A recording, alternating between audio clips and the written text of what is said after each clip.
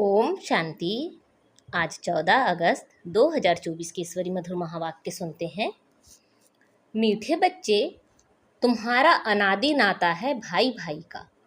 तुम साकार में भाई बहन हो, इसलिए तुम्हारी कभी क्रिमिनल दृष्टि नहीं जा सकती। आज की मुरली से प्रश्न है, विजयी अष्ट रत्न कौन बनते हैं, उनकी वैल्यू क्या है? उत्तर है, जिनकी मनसा में क्रिमिनल ख्यालात नहीं रहते, पूरी सिविल आई हो, वही अष्ट रत्न बनते हैं, अर्थात कर्मातीत अवस्था को पाते हैं।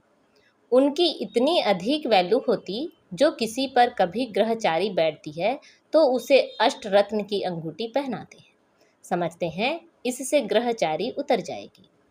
अष्ट रत्न बनने वाले दुरादेशी बुद्धि होने कारण भाई भाई की स्मृति में निरंतर रहते हैं। ओम शांति। रूहानी बच्चे जानते हैं उन्हों का नाम क्या है? ब्राह्मण। ब्रह्मा कुमार और कुमारियां ढेर हैं। इससे सिद्ध होता है यह एडॉप्टेड चिल्ड्रन है, क्योंकि एक ही बाप के बच्चे हैं तो जरूर एडॉप्टेड हैं। तुम ब्रह्मा कुमार कुमारियां ही एडॉप्टेड चिल्ड्रन हो।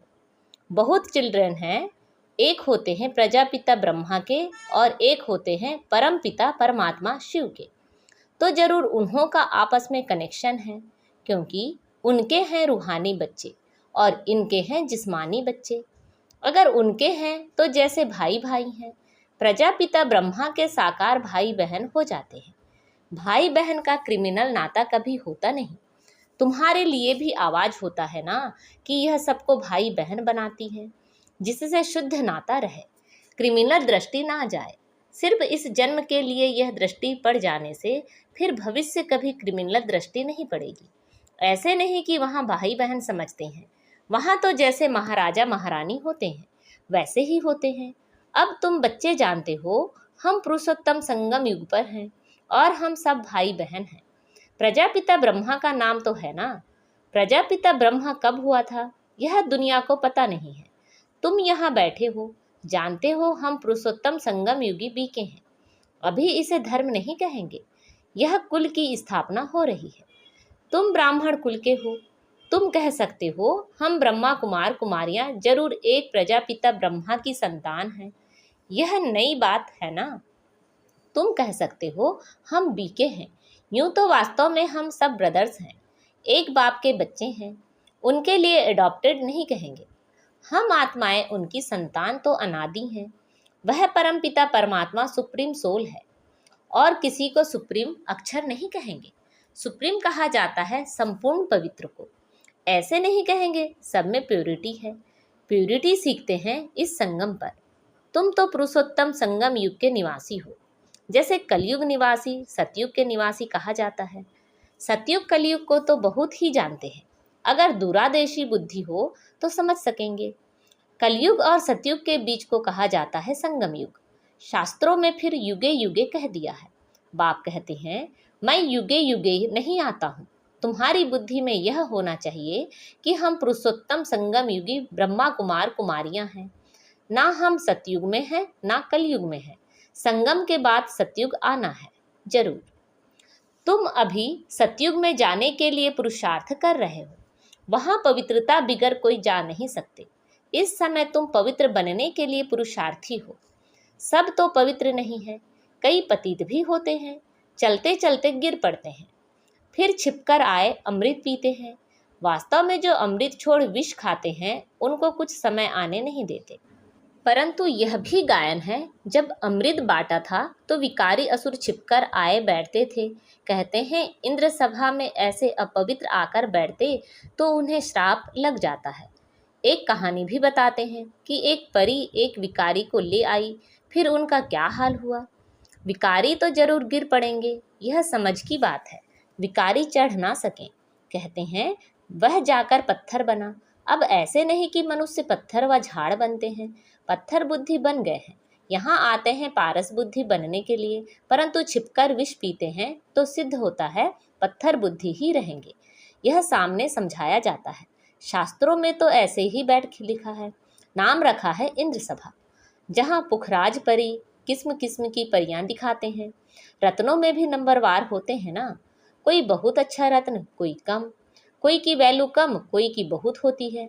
नवरत्न की अंगूठी भी बहुत बनाते हैं, एडवर्टाइज करते हैं, नाम तो रत्न ही है। यहाँ बैठे हैं ना, परंतु उनमें भी कहेंगे यह हीरा है, यह पन्ना है, यह माणिक पुखराज भी बैठे हैं। रात दिन का फर्क है, उनकी वैल्यू में भी बहुत फर्क होता है। वैसे ही फिर फूलों की भेंट की जाती है, उनमें भी वैरायटी है। बच्चे जानते हैं कौन कौन फूल हैं। ब्राह्मणी या पंडे बनकर आती हैं, वह अच्छा फूल होता है। कोई तो फिर स्टूडेंट भी जास्ती तीखे होते हैं समझाने करने में। बाबा ब्राह्मणी को फूल ना देकर उनको देंगे। सिखलाने वाले से भी उनमें गुण बड़े अच्छे होते हैं, कोई भी विकार नहीं होता। कोई कोई में अवगुण होते हैं, क्रोध का भूत, लोभ का भूत। तो बाप जानते हैं यह फेवरेट मनपसंद पंडा है, यह सेकंड नंबर है। कोई कोई पंडा इतना फेवरेट नहीं होता जितना जिज्ञासु। जिनको ले आते हैं वह फेवरेट होते हैं। ऐसे भी होते हैं सिखलाने वाले माया के चंबे में आकर विकार में चले जाते हैं। ऐसे हैं बहुतों को दुबन से निकालते हुए खुद फंस मरते हैं। माया बड़ी जबरदस्त है। बच्चे भी समझते हैं क्रिमिनल आई बहुत धोखा देती है। जब तक क्रिमिनल आई है तो भाई बहन का जो डायरेक्शन मिला है वह भी नहीं चल सकता। सिविल आई बदलकर क्रिमिनल आई बन जाती है। जब क्रिमिनल आई टूटकर पक्की सिविल आई बन जाती है तो उसको कहा जाता है कर्मातीत अवस्था। इतनी अपनी जांच करनी है, इकट्ठे रहते हुए विकार की दृष्टि ना जाए। यहाँ तुम भाई बहन बनते हो, ज्ञान तलवार बीच में है। हमको तो पवित्र रहने की पक्की प्रतिज्ञा करनी है, परंतु लिखते हैं बाबा कशिश होती है, वह अवस्था अजून पक्की नहीं हुई है। पुरुषार्थ करते रहते हैं, यह भी ना हो एकदम सिविलाई जब बन जाए तब ही विजय पा सकते हैं। अवस्था ऐसी चाहिए जो कोई विकारी संकल्प भी ना उठे। इसको ही कर्मातीत अवस्था कहा जाता है। मंजिल है।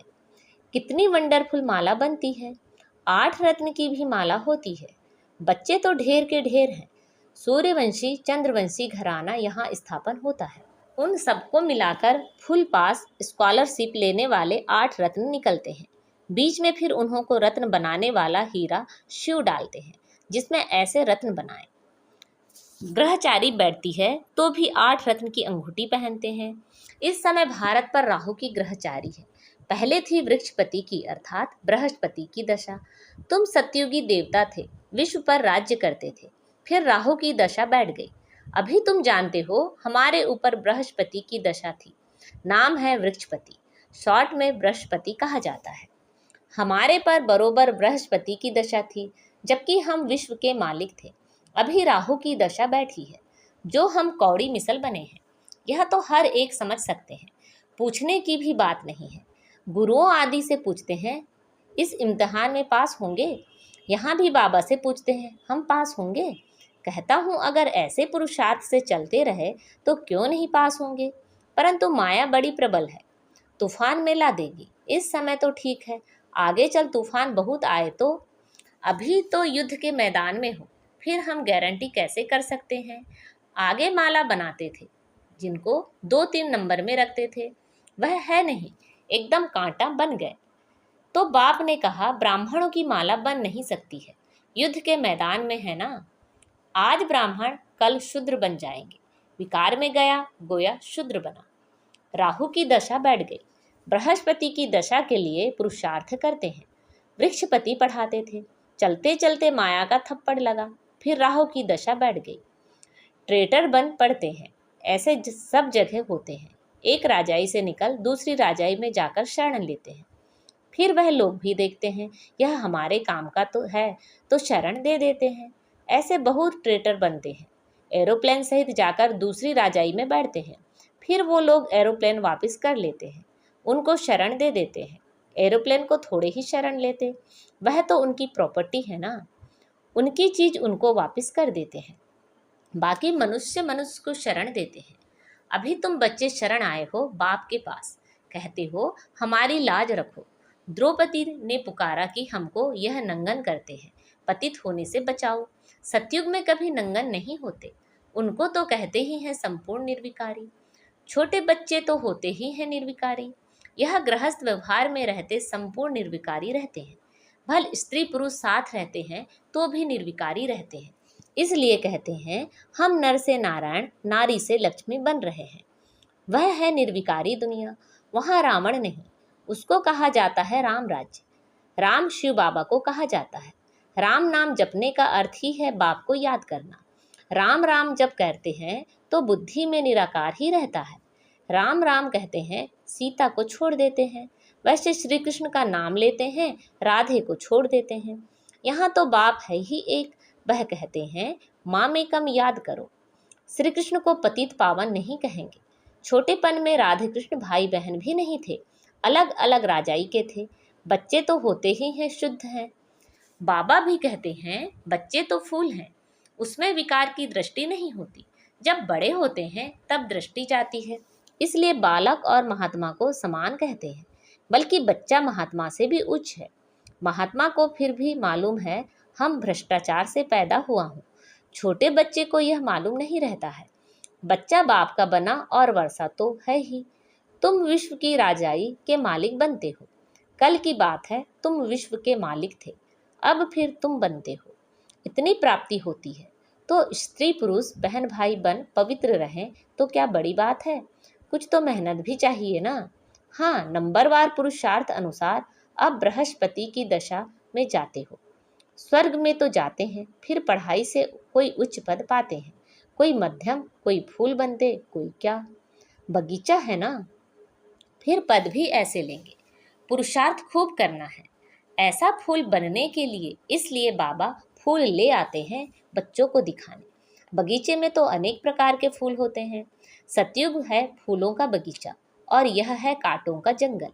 अभी तुम कांटे से फूल बनने का पुरुषार्थ कर रहे हो, एक दो को कांटा मारने से बचने का पुरुषार्थ कर रहे हो। जो जितना पुरुषार्थ करेंगे उतना जीत पाएंगे। मूल बात है काम पर जीत पाने से ही जगत जीत बनेंगे। यह तो बच्चों पर रहा। जवानों को बहुत मेहनत करनी पड़ती है, बूढ़ों को कम, वानप्रस्थ अवस्था वालों को और कम, बच्चों को बहुत कम। तुम जानते हो हमको विश्व के बादशाही की प्रॉपर्टी मिलती है, उसके लिए एक जन्म पवित्र रहे तो क्या हर्जा। उनको कहा जाता है बाल ब्रह्मचारी, अंत तक पवित्र रहते हैं। जो पवित्र बने हैं उनको बाप की कशिश होती है। बच्चों को छोटेपन से ही ज्ञान मिलता जाए तो बच सकते हैं। छोटे बच्चे अबोध होते हैं, परंतु फिर बाहर स्कूल आदि में संघ का रंग लग जाता है। संग तारे कुसंग डुबोए। बाप कहते हैं हम तुमको पार ले जाते हैं शिवालय में। सतयुग है बिल्कुल नई दुनिया, बहुत थोड़े मनुष्य रहते हैं, फिर वृद्धि को पाते हैं। वहाँ तो बहुत थोड़े देवताएं रहते हैं, तो नई दुनिया में जाने का पुरुषार्थ करना है। अच्छा, मीठे मीठे सिखिलते बच्चों प्रति माता पिता बाप दादा का याद प्यार और गुड मॉर्निंग। रूहानी बाप की रूहानी बच्चों को नमस्ते। हम सब रूहानी बच्चों की रूहानी माता पिता बाप दादा को याद प्यार, गुड मॉर्निंग और नमस्ते। आज की मुरली से धारणा के लिए मुख्य सार हैं। बाप का मन पसंद बनने के लिए गुणवान बनना है, अच्छे अच्छे गुण धारण कर फूल बनना है, अवगुण निकाल देने हैं, किसी को भी कांटा नहीं लगाना है। फुल पास होने व स्कॉलरशिप लेने के लिए ऐसी अवस्था बनानी है जो कुछ भी याद ना आए, पूरी सिविल आई बन जाए, सदा बृहस्पति की दशा बनी रहे। आज बाबा ने हमें वरदान दिया है, ब्राह्मण जीवन में सर्व खजानों को सफल कर सदा प्राप्ति संपन्न बनने वाले संतुष्ट मणि भव। ब्राह्मण जीवन में सर्व खजानों को सफल कर सदा प्राप्ति संपन्न बनने वाले संतुष्ट मणि भव। ब्राह्मण जीवन का सबसे बड़े से बड़ा खजाना है संतुष्ट रहना। जहाँ सर्व प्राप्तियाँ हैं वहाँ संतुष्टता है, और जहाँ संतुष्टता है वहाँ सब कुछ है। जो संतुष्टता के रत्न हैं वह सब प्राप्ति स्वरूप है। उनका गीत है पाना था वह पा लिया। ऐसे सर्व प्राप्ति संपन्न बनने की विधि है मिले हुए सर्व खजानों को यूज करना, क्योंकि जितना सफल करेंगे उतना खजाने बढ़ते जाएंगे। आज का स्लोगन है, होली हंस उन्हें कहा जाता जो सदा अच्छाई रूपी मोती ही चुकते हैं, अवगुण रूपी कंकड़ नहीं। होली हंस उन्हें कहा जाता जो सदा अच्छाई रूपी मोती ही चुगते हैं, अवगुण रूपी कंकड़ नहीं। अच्छा, ओम शांति।